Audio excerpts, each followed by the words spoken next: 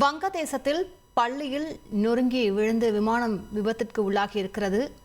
கூடுதல் விவரங்களை செய்தியாளர் ரமேஷ்குமாரிடம் கேட்கலாம். ரமேஷ்குமார், தொடர்பான முழு விவரங்களையும் விவரிங்க. வங்கதேசத்தில் ராணுவ பயிற்சி விமானம் ஒன்று கல்வி வளாகத்தில் நொறுங்கி விழுந்து விபத்துக்குள்ளாகி இருக்கிறது.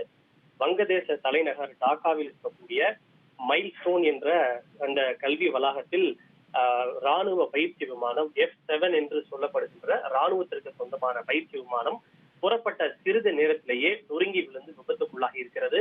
விமானம் விபத்துக்குள்ளான அந்த அதிர்ச்சியில் உடனடியாக அந்த தீப்பற்றி எரிந்து அந்த இடமே தீ பிளம்புகளாகவும் புகை மூட்டமாகவும் காட்சியளிக்கிறது. இந்த விபத்து காரணமாக அந்த ஒட்டுமொத்த கல்வி வளாகம் முழுவதும் ஒரு போர்க்களம் போல காட்சியளிக்கிறது. மாணவர்களும் ஆசிரியர்களும் சிதறி ஓடக்கூடிய காட்சிகளை பார்க்க முடிகின்றது. இந்த விபத்தில் தற்போது வரை ஒருவர் உயிரிழந்திருப்பதாகவும் மேலும் பல மாணவர்கள் காயமடைந்திருப்பதாகவும் தகவல் வெளியாகி இருக்கின்றது.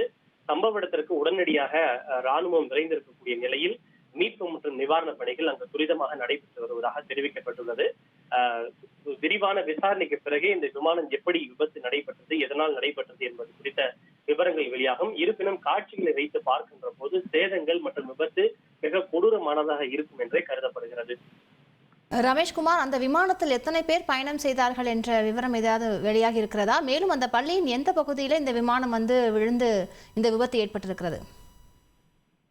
இது பயணிகள் விமானம் அல்ல, ராணுவத்தால் பயன்படுத்தக்கூடிய பயிற்சி விமானம் தான். பொதுவாக இது போன்ற பயிற்சி விமானங்களில் 2, 3 அல்லது 4 பேர் தான் பயணம் மேற்கொள்வது வழக்கம். எனவே அந்த அடிப்படையில் சிறிய எண்ணிக்கையிலான நபர்கள் மட்டுமே இதில் பயணம் செய்திருக்கலாம் என கருதப்படுகின்றது.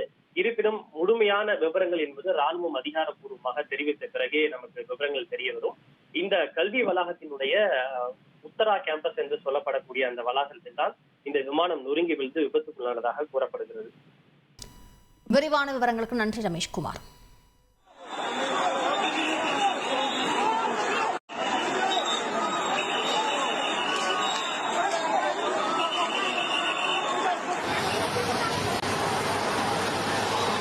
Guarda, ancora non vedi. La maschera.